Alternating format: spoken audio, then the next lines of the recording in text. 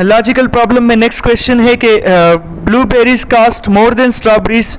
और सबसे पहले तो हम ये लिख लेते हैं कि ब्लूबेरीज जो है उनकी कीमत स्ट्रॉबेरीज से ज़्यादा है। उसके बाद कहा जा रहा है कि ब्लूबेरीज कास्ट लेस देन रेसबेरीज, मतलब जो रेसबेरीज है उनकी जो कीमत है वो ब्लूबेरीज से ज़्यादा है, ब्लूबेरीज की कीमत उनसे कम है। तो रेसबेरी हम यहाँ पर लिख लेंगे, वो ब्लूबेरीज से भी उनकी कीमत ज़्यादा है। तो थर्ड स्टेटमेंट क्या है कि raspberries cost more than strawberries and blueberries. तो देखिए रेसबेरी जो है इसकी कीमत चूंकि सबसे ज़्यादा है तो इन दोनों से ज़्यादा क्लियरली नज़र आ रहा है। इसका मतलब कि ये जो स्टेटमेंट है ये बिल्कुल सही है, ये जो थर्ड स्टेटमेंट है, और हमारा जो आंसर हो जाएगा वो ऑप्शन ए यानी कि ट्रू आ जाएगा।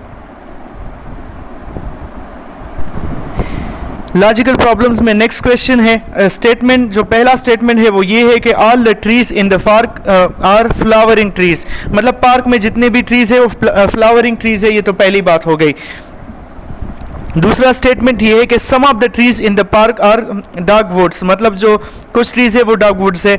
और तीसरा स्टेटमेंट ये है कि all dogwoods in the park are flowering trees. तो हमें कहा जा रहा है if the first two statements are true the third statement is what.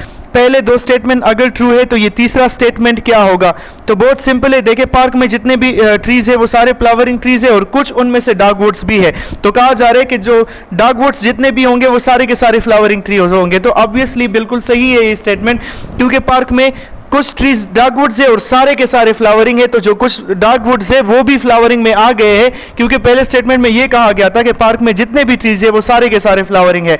तो डॉगवुड्स भी फ्लावरिंग जरूर होंगे, तभी पहला स्टेटमेंट सही हो सकता है। इसका मतलब कि थर्ड स्टेटमेंट भी बिल्कुल सही है। तो ऑप्शन ए हमारा करेक्ट ऑप्शन हो जाएगा, यानी कि ये थर्ड स्टेटमेंट भी ट्रू है।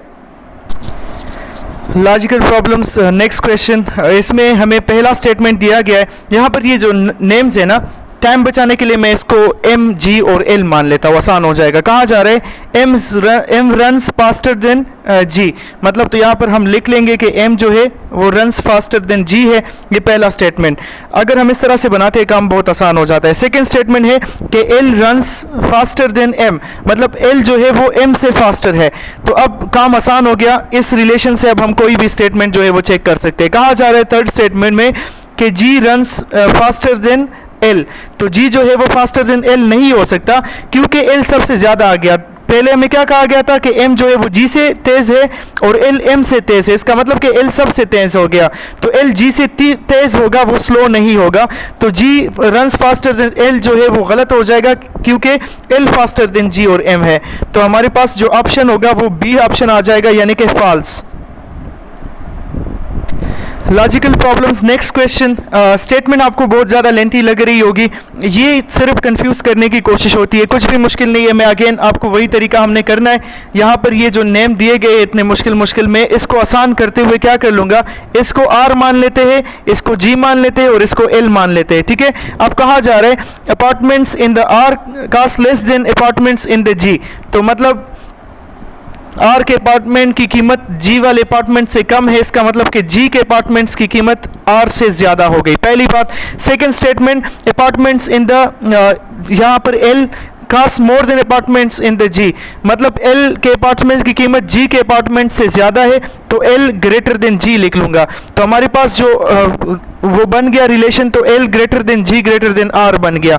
अब क्या कहा जा रहा है कि of the three apartments building the L cost more than the L cost the most, मतलब एल की कीमत सबसे ज़्यादा है। तो बिल्कुल हमें नज़र आ रहा है कि एल की कीमत बाकी दोनों से ज़्यादा है, जो रिलेशन हमने बना ली। तो बिल्कुल सही है थर्ड स्टेटमेंट भी। तो हमारा जो ऑप्शन हो जाएगा वो ऑप्शन नंबर ए हो जाएगा, यानी कि थर्ड स्टेटमेंट भी कंप्लीटली ठीक है, ट्रू है वो।